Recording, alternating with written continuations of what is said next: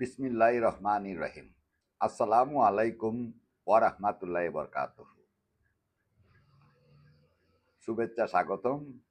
আমি সাপ্তাহিক হবিগঞ্জের কবরের পক্ষ থেকে এস এম হুমায়ুন কবির। আজও একটি চিঠি নিয়ে এসেছি। সেই চিঠিটি আমি ইমেইলে চেয়ারম্যান বরাবর ন্যাশনাল টি কোম্পানিকে দিয়েছি। সভাপতি ও chairman, national tea company limited NTC.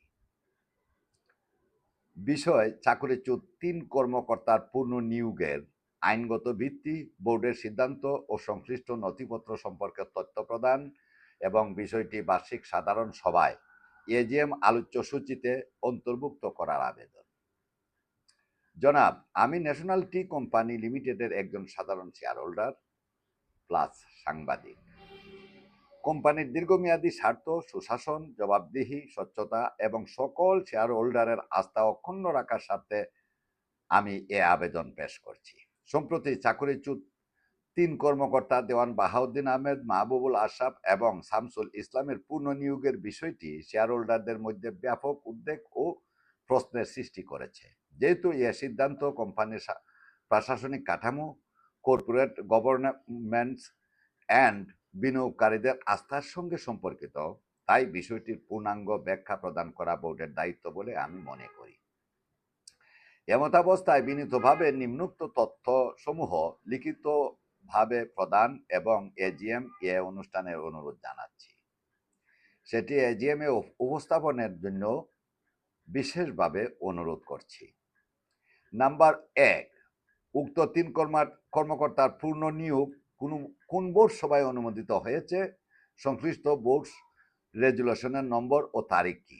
২, পুনর্নিয়োগের ক্ষেত্রে কোম্পানির সার্ভিস রুল, প্রযোজ্য শ্রম আইন, কোম্পানির আভ্যন্তরীণ নীতিমালা এবং অন্যান্য প্রাসঙ্গিক বিধিবিধান যথাযথভাবে অনুসরণ করা হয়েছে কিনা। ৩ নম্বরে, সংশ্লিষ্ট কর্মকর্তাদের বিরুদ্ধে পূর্বে যে প্রশাসনিক বা বিভাগীয় ব্যবস্থা নেওয়া হয়েছিল তার চূড়ান্ত নিষ্পত্তি কিভাবে হয়েছে এবং সেই সিদ্ধান্ত পুনর্বিবেচনার আইনগত ভিত্তি কি। ৪, পুনর্নিয়োগের পূর্বে কোম্পানির আইন বিভাগ বা কোনো স্বতন্ত্র আইন বিশেষজ্ঞের লিখিত মতামত গ্রহণ করা হয়েছে কি না।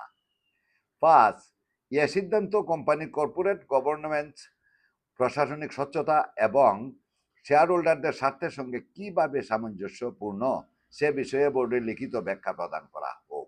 ৬, আগামী বার্ষিক সাধারণ সভার কার্যবিবরণীতে এ বিষয়ে শেয়ার হোল্ডারদের প্রশ্ন ও বোর্ডের জবাব অন্তর্ভুক্ত করার ব্যবস্থা গ্রহণ করা হোক।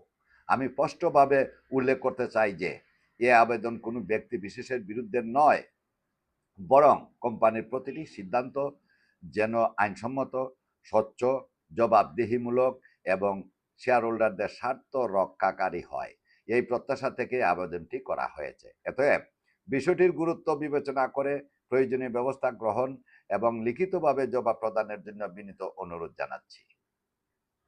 বিনীত, Shah Mohammad Humayun Kabir, share holder, national tea company limited. আমার পোর্টফোলিও নম্বর 120320022767869। Mobile number 013170002525। সেটি তারিখ 9/7/2026। ইতিমধ্যে ইমেইল যুগে ন্যাশনাল টি কোম্পানির ঠিকানায় পাঠানো হয়েছে।